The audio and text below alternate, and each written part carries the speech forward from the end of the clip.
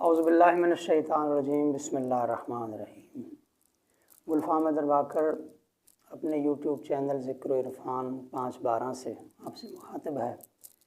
ابتدا میں وہی درخواست، اگر آپ مناسب سمجھیں تو چینل کو سبسکرائب کریں، شیئر کریں، لائک کریں، دوست احباب کو اس میں شامل کریں اور اپنی آراء اور تجاویز سے مجھے آگاہ کریں۔ مومنین کرام، آج جس شخصیت، جس ہستی کو خراج عقیدت پیش کرنے پہ میرا دل ہے، میرا ارادہ ہے، وہ ہستی مرتبت کے اعتبار سے، فضیلت کے اعتبار سے بہت ہی بلند حیثیت رکھتی ہے، مگر شومی قسمت ہمارے ممبروں سے بھی اور اہل سنت بھائیوں کی طرف سے تو آپ کو پتہ ہے ایسی ہستیوں کے بارے میں صرف نظر ہوتا ہی ہے مسلسل۔ تو میرے چینل کا مقصد بھی میں نے بار بار آپ کو عرض کیا کہ جو موضوعات، جو باتیں مجالس میں تنگی وقت کے باعث نہیں کر سکتا، وہ اس میں گزارشات کرنے کی کوشش کرتا ہوں، ان پہ کچھ بات کرنے کی۔ تو جس ہستی کا آج ذکر ہے وہ ہے جناب عبداللہ بن عبد المطلب علیہ الصلاۃ والسلام، رسول اکرم صلی اللہ علیہ وآلہ وسلم کے والد گرامی قدر۔ ایک حدیث پیغمبر اکرم کی پڑھ کے اس موضوع پہ میں بات کو آگے بڑھاتا ہوں۔ بانی شریعت فرماتے ہیں، انا ابن الذبیحین، میں محمد 2 ذبیحوں کا بیٹا ہوں۔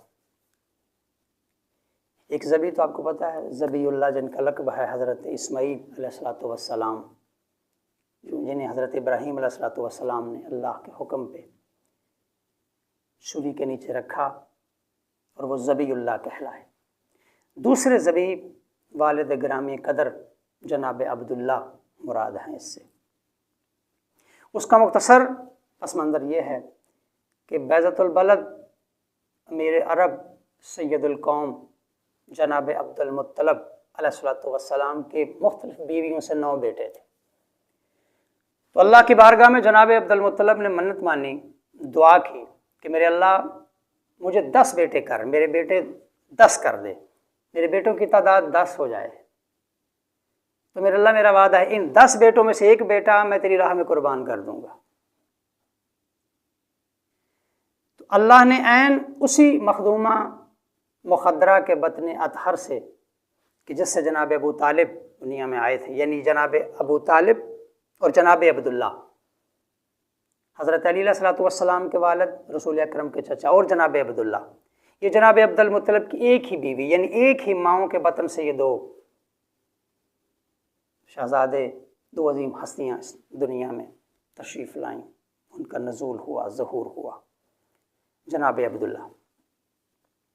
تو اللہ نے جناب عبد المطلب کی بات سنی، دعا قبول کی۔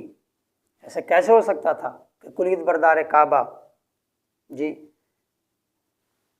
بیت اللہ کا خادم، اللہ کی بارگاہ میں کوئی دعا کرے اور قبول نہ ہو؟ یہ ایسے ہو ہی نہیں سکتا تھا۔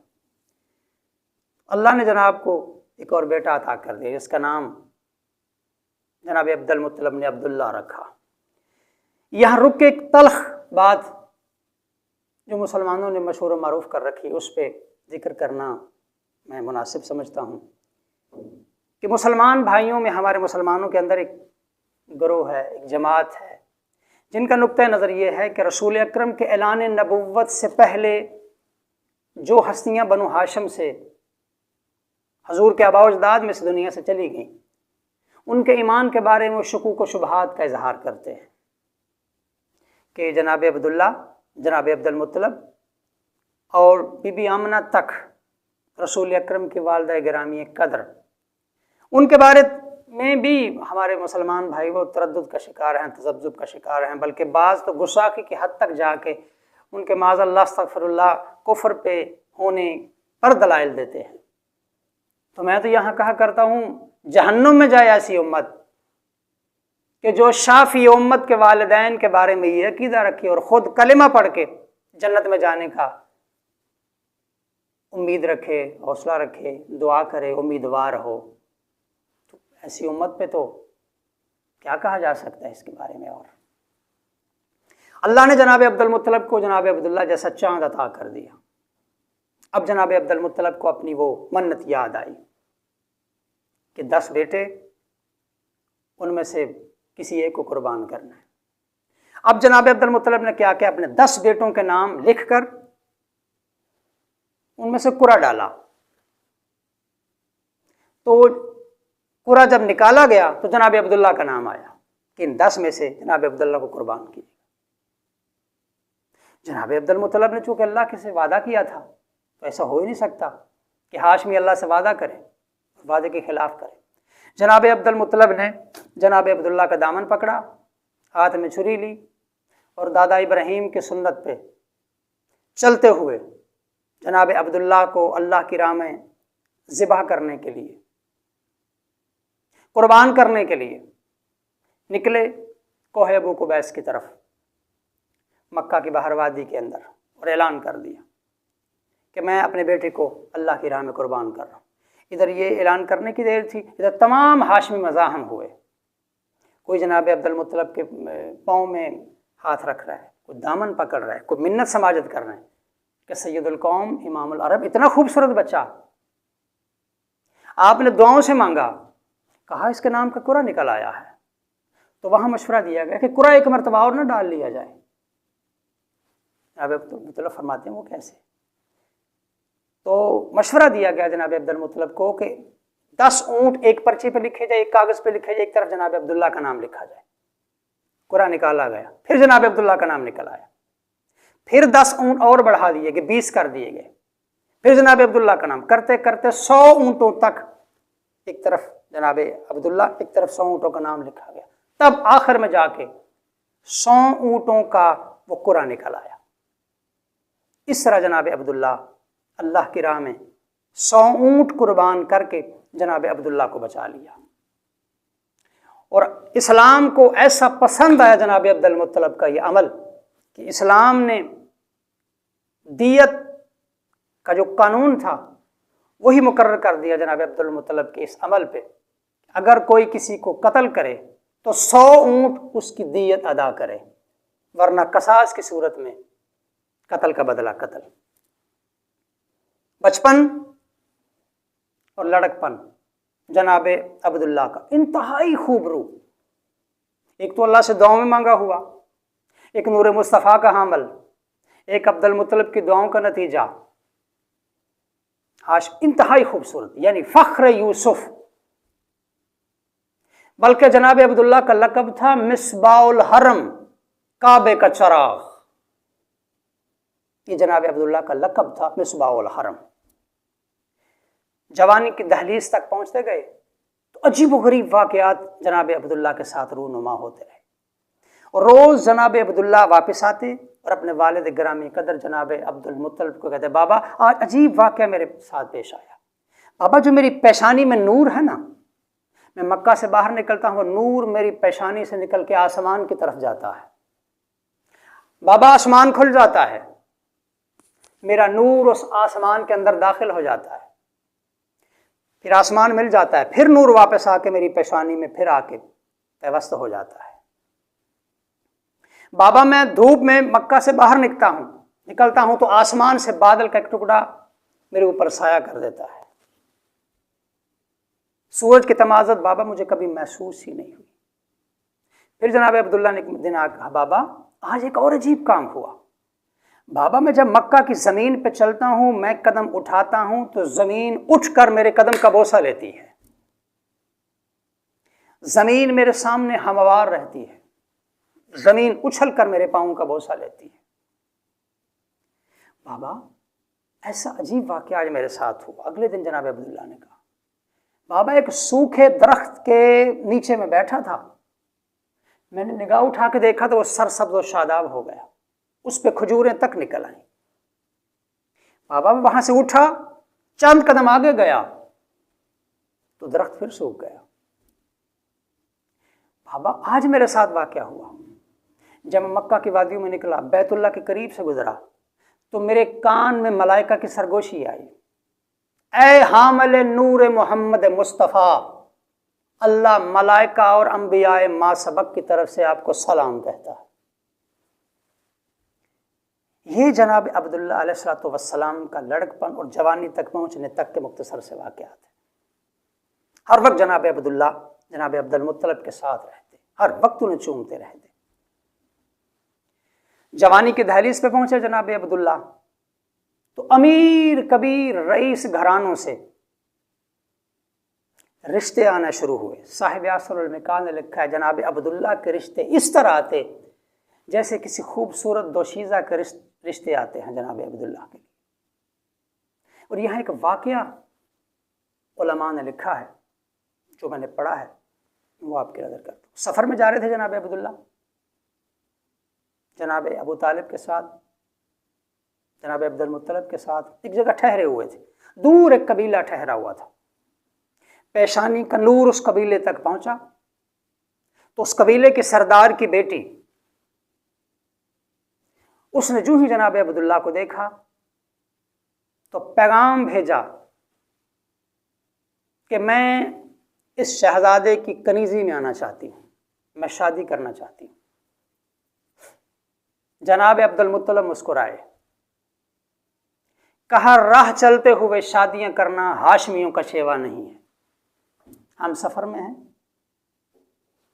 مکہ میں جا کے ٹھہریں گے پھر اس پہ غور کریں گے۔ یعنی اسے آسن طریقے سے ٹال دیا جناب عبداللہ نے۔ تاریخ کہتی ہے جو ہی جناب عبداللہ کی شادی سیدہ آمنہ بنت وہب سلام اللہ علیہ مخدومہ سے، رسول اکرم کے والدہ گرامی سے شادی ہوئی، شادی کے بالکل تھوڑا عرصہ بعد پھر سفر سے جا رہے تھے جناب عبداللہ تو اتفاق سے پھر اسی قافلے کے ساتھ رابطہ ہوا۔ رابطہ کی دیر تھی تو جناب عبداللہ نے جانتے بوجھتے ہوئے اس قبیلے کے سردار کی طرف پیغام بھیجا کہ آپ کے قبیلے کی طرف سے، آپ کی بیٹی کی طرف سے مجھے پیغام آیا تھا، کیا آپ اپنے پیغام پہ قائم ہیں؟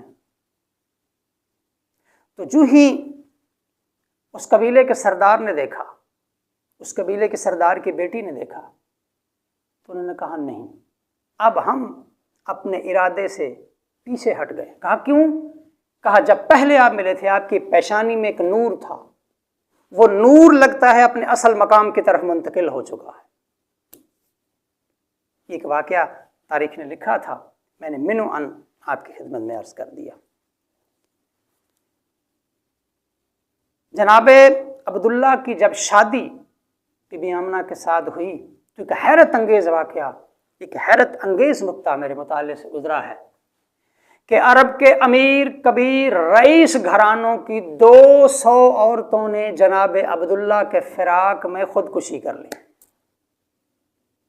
جو جناب عبداللہ کی کنیزی میں آنا چاہتی تھیں اور شادی جناب عبداللہ کی ہو گئی بی بی آمنہ کے ساتھ، 200 عورتوں نے فراق جناب عبداللہ میں خودکشی کر لی۔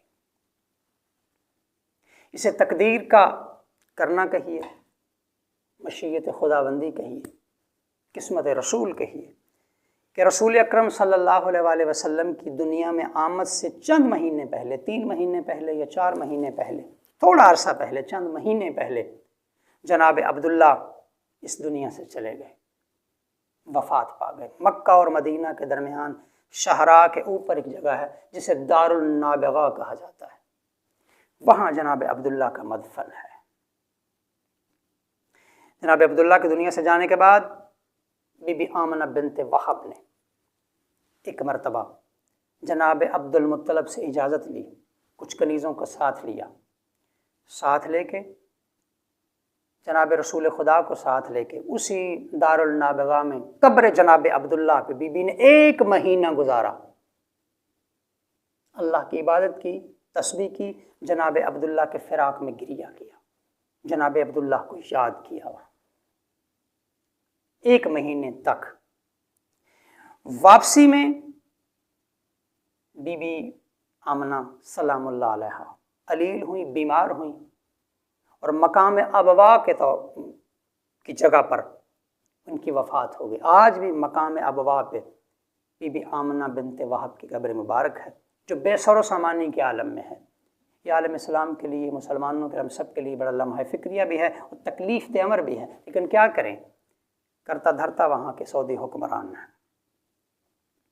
مدت کے بعد، اعلان نبوت کے بعد، کائنات کے رسول اپنے بابا کی قبر کو سلام کرنے کے لیے اسی دارالنابغہ پہنچے۔ 2 رکعت نماز وہاں پڑھی جناب عبداللہ علیہ الصلوۃ والسلام کی قبر مبارک پہ کائنات کے رسول نے، اور پکارا اپنے بابا کو، اپنے حرفوں تک کا ضامن ہوں۔ جناب عبداللہ علیہ الصلوۃ والسلام اپنے والد گرامی کو رسول اکرم نے پکارا، تاریخ کہتے قبر پھٹی، کمر تک جناب عبداللہ باہر آئے، اور رسول اکرم فرماتے ہیں بابا ذرا اپنی گواہیوں تو دہرا دیں، چونکہ مومن مسلمان کی گواہیاں ہوتی ہیں۔ تو جناب عبداللہ نے فرمایا اللہ میرا اللہ ہے، نبی میرا محمد ہے۔ یہاں آ کے چپ کر گئے، خاموشی اختیار کی جناب عبداللہ نے۔ کائنات کا رسول فرماتے ہیں بابا جان اس کے آگے یہ بھی کہیے اشہد اللہ الہ الا اللہ واشہد ان محمدًا عبدہ ورسولہ واشہد ان علی ولی اللہ۔ تاریخ کہتی ہے جناب رسول خدا کے والد گرامی نے 3 گواہیاں مکمل کی۔ اب آخر میں گلفام یہ جملہ کہنے کا حق نہیں رکھتا، جب بانی شریعت کے والد گرامی قدر کو علی کی ولایت سے چھٹی نہیں، پھر کسی اور کو علی کی ولایت کی گواہی سے چھٹی کیسے ہو سکتی ہے؟ السلام علیکم یا اہل مدد۔